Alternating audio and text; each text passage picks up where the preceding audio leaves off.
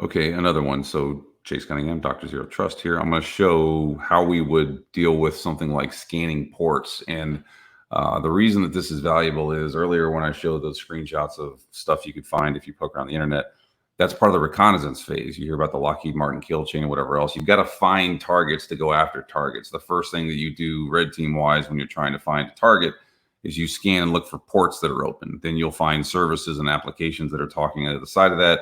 You go off and do your vulnerability research, use Metasploit, Kali Linux, whatever else, and then you go rip that thing to pieces. Now, we talk about SSH, FTP, whatever else. There's millions of them if you go out there and look through the internet, and you can find those. I'm not saying do that. I'm just saying you can.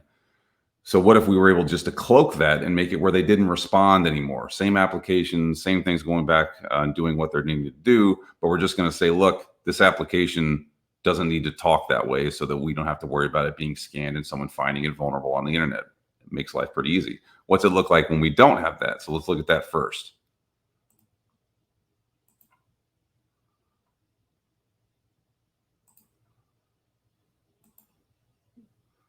So here we are, port scan.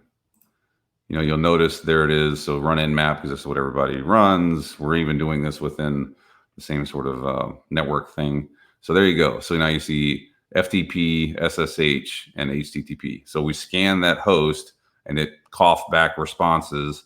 Now you would be able to go off and do other red teamer hackery things, Kali Linux, all those. But the point is, you ran a scan, you got the ports to talk back to you, you can begin to work through this. And I showed you earlier that it's easy to find SSH, HTTP servers, et cetera, et cetera. So the question becomes, how hard would it be to stop that from occurring without causing impact degradation to applications, users, et cetera, et cetera?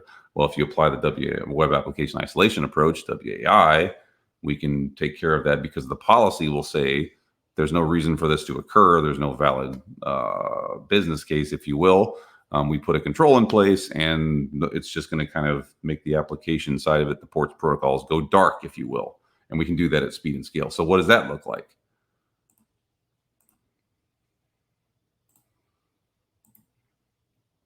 And here we are, same thing, same control. All we did was turn on WAI, running the same command, but we're running it at the shield side of it because that's where it's actually running a WAI. And notice they're starting nmap.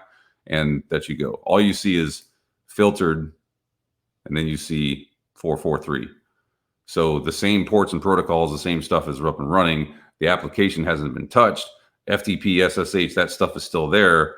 But because of the WAI side, we've basically twisted that, made the application do things that are more secure. And now we have those other controls in there that will actually handle this and take care of it. So we made an application, I guess you could say, go dark without talking back to the internet, saying things that it shouldn't, which makes us inherently more secure.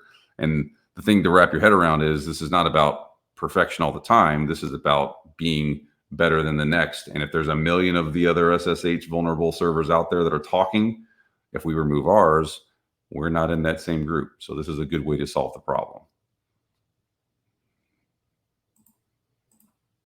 ZTEdge, the simple, affordable way to move to zero trust security.